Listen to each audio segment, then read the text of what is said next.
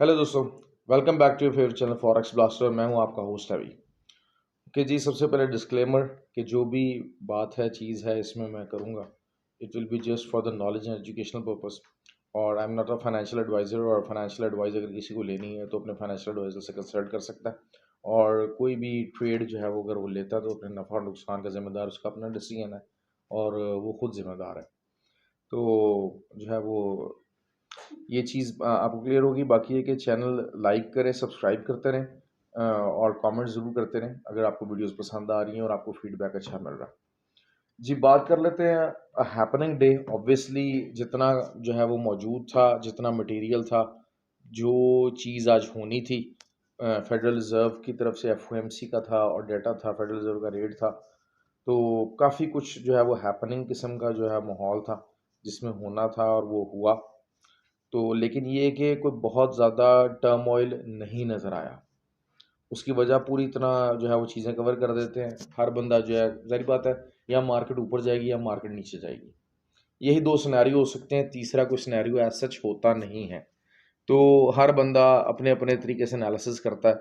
कुछ लोग कह रहे थे कि जी आप बाइंग में रहें, कुछ कह रहे थे सेलिंग में रहें। बट आई डोंट नो कि people what they were claiming, तो जो है वो उसका कोई रीज़निंग नहीं दे रहे थे। मैंने बहरहाल सुबह तक सेलिंग में जो है रहा। ऑब्वियसली जो है 61 60 तक मार्केट जो है वो आई, और वहाँ से दोबारा वो 73 67 उसी रेंज बाउंड रही और उस रेंज के अंदर खड़ी रही।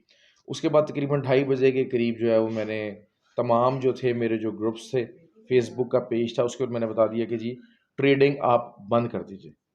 अब उसकी रीज़न क्या थी? उसकी रीज़न यही थी कि फंडामेंटल डेटा था। अब फंडामेंटल डेटा भी 2 तरह का था। बेसिकली एक तो एग्जैक्ट जिसका पता था कि हाँ जी रेट हाइक होना ही होना है, और उसके अलावा जो है वो हॉकिश पॉलिसी थी for the balance sheet reduction की। उसका भी कुछ काफ़ी हद तक अंदाज़ा था, क्योंकि जो पॉल है उन्होंने काफ़ी हद तक क्लियर कर दिया था मामला। लेकिन जिस चीज़ का डाउट था वो यही था कि नेक्स्ट मंथ जो है वो क्या होने जा रहा है। तो जब आप एक अनसर्टेन और एक डाउटेड कंडीशन में होते हैं तो बेहतर ये होता है कि वहाँ पर आप मार्केट में जो है वो एंटर ना हो। क्योंकि ऑब्वियसली देखें, एक भी स्टॉप लॉस है वो आपका कम से कम 5 से 6% ऑफ द पोर्टफोलियो होगा। तो नुकसान एक ऐसी अनडिस्क्राइब टेरिटरी में जाके नुकसान करना, वो चीज़ जो है वो समझदारी नहीं है, वो कोई समझ का तकाजा नहीं है। मतलब वरना otherwise it's just a gambling. क्योंकि मैं थोड़ा सा आपको पता है कि जो है वो जो फंडामेंटल न्यूज़ है उसको मैं लाजमी कवरेज देता हूँ।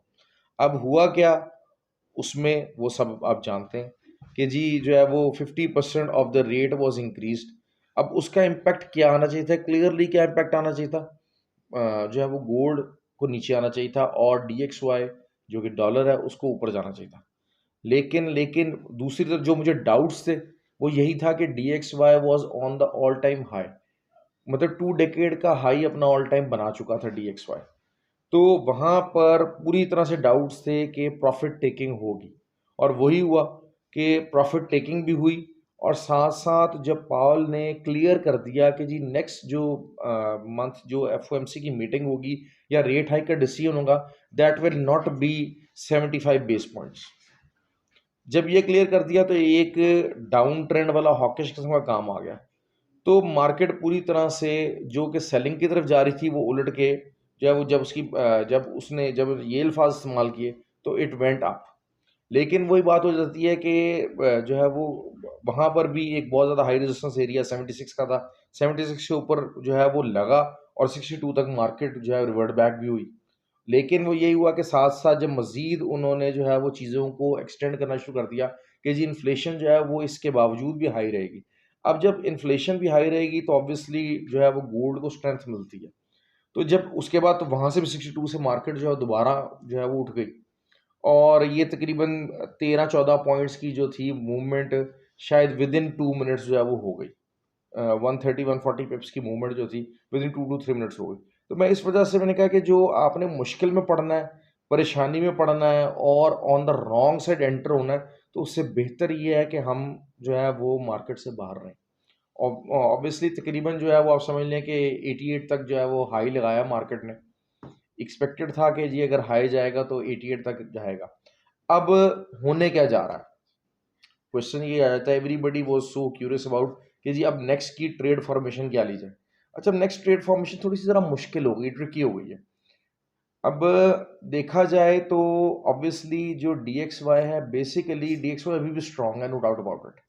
अब जो जिसे कहते हैं कि जो है ना वो buy the rumour and sell the news वाली सिचुएशन हमने फेज आउट कर लिया। अब उस सिचुएशन पे सेल हो गया, लेकिन DXY जो नीचे आया है, आई स्टिल कंसिडर कि इट्स अ बाइंग अपॉर्चुनिटी, क्योंकि DXY मजीद स्ट्रांग ही होगा। क्योंकि एक्चुअली अगर आप देखा जाए जो एक्चुअल फैक्ट्स एंड फिगर्स हुए क्या है, जून में क्या होगा इट डजेंट मैटर, वो महीने बाद होना है। अभी क्या हुआ है, अभी मार्केट के अंदर क्या हुआ है, 50 points base points has been increased. तो एक्चुअली ये हुआ, उस एक्चुअल का इन्फ्लक्स आएगा सबसे पहले किस पे आएगा, DXY के ऊपर आएगा।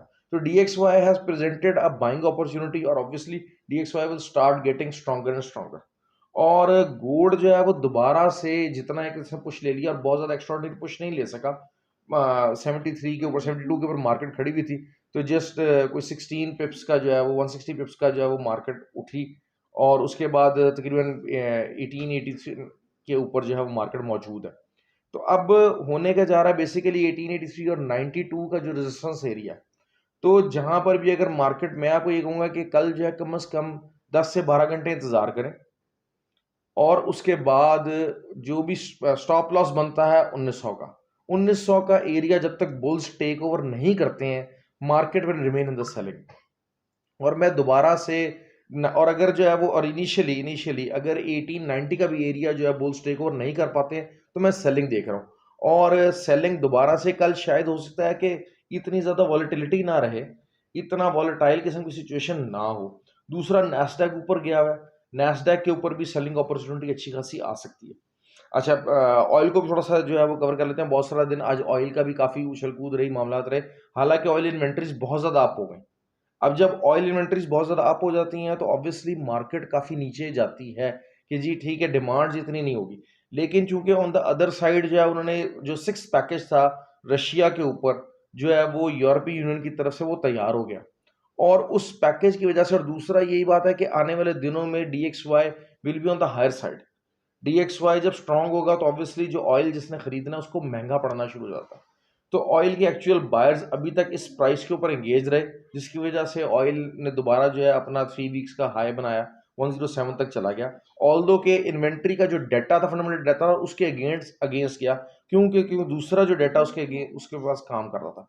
तो मैंने आपको क्लियर बता दिया, नैस्डैक को भी अब मैं सेलिंग की तरफ जाता देख रहा हूँ। क्यों? क्योंकि एक्चुअल जो 50 पॉइंट्स का बेस पॉइंट्स का जो इंक्रीज हुआ है, वो एक्ट करना शुरू कर देगा, और वो एक्ट जब करेगा तो उसका रिजल्ट आपको गोल्ड के ऊपर भी और नैस्डैक के ऊपर भी नजर आना शुरू हो जाएगा। So this is how I see the market. लेकिन बात वही कि टाइट स्टॉप लॉस के साथ काम कीजिए। पहला स्टॉप लॉस आपका 1992 तक का होना चाहिए। अगर जस्ट इन केस वो हिट हो जाता है तो उसके बाद 1902 के स्टॉप लॉस के साथ आप किसी भी जगह अच्छी एंट्री ले सकते हैं। लेकिन buying is not the way to go, क्योंकि एक्चुअली अब हुआ क्या है, एक्चुअली हुआ ये है कि 20 base points has been increased. तो ये चीज इसको आपने नजर रखना है। इंशाल्लाह इंशाल्लाह बाकी ये कि जो है वो नीचे लिंक्स डिस्क्रिप्शन में मौजूद हैं।